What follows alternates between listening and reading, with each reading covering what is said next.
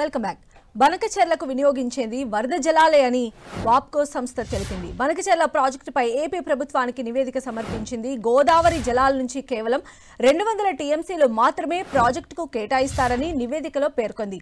నదీ జలాల కేటాయింపులు ట్రిబ్యునల్ ఆదేశాలను పరిశీలించి సమగ్ర నివేదికను రూపొందించింది. మరోవైపు ఇవాళ కేంద్రం, సిడబ్ల్యూసీ, ఏపీ ప్రభుత్వం బనకచెర్లపై నివేదిక ఇవ్వనుంది. అటు ఈ నెల 14న ఏపీ సీఎం చంద్రబాబు కేంద్రంతో చర్చించనున్నారు.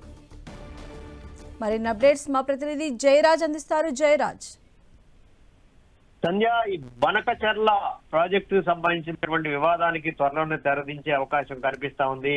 మొత్తం మీద కేంద్ర ప్రభుత్వ రంగ సంస్థ వాప్కోస్ దీనికి సంబంధించి బనకచెర్లకు వినియోగించేది వరద నీరేనేటటువంటి అంశాన్ని తన నివేదికలో స్పష్టంగా పేర్కొంది.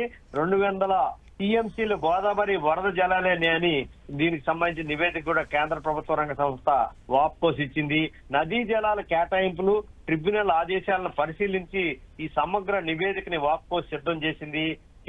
ఈ రోజు కేంద్ర జలశక్తి శాఖ, సిడబ్ల్యూసీ కూడా ఈ నివేదికని వాప్కోస్ ఇవ్వబోతా ఉంది.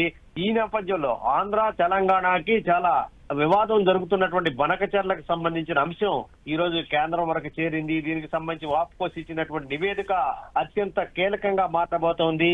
నదీ జలాలకు సంబంధించి ఆ బనకచెర్లు వినియోగించేది వరద జలాలని స్పష్టంగా పేర్కొన్నటువంటి నేపథ్యంలో దీనిపైన తెలంగాణ ఏ విధంగా స్పందిస్తుంది అనేటటువంటి అంశం ఆసక్తిగా మారింది.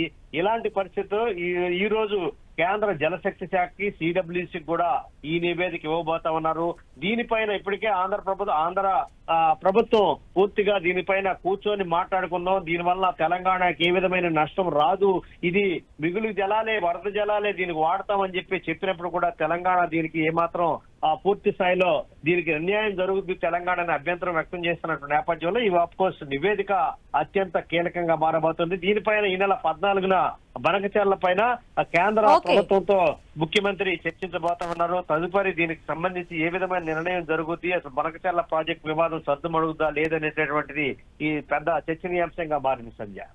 రైట్ జయరాజ్.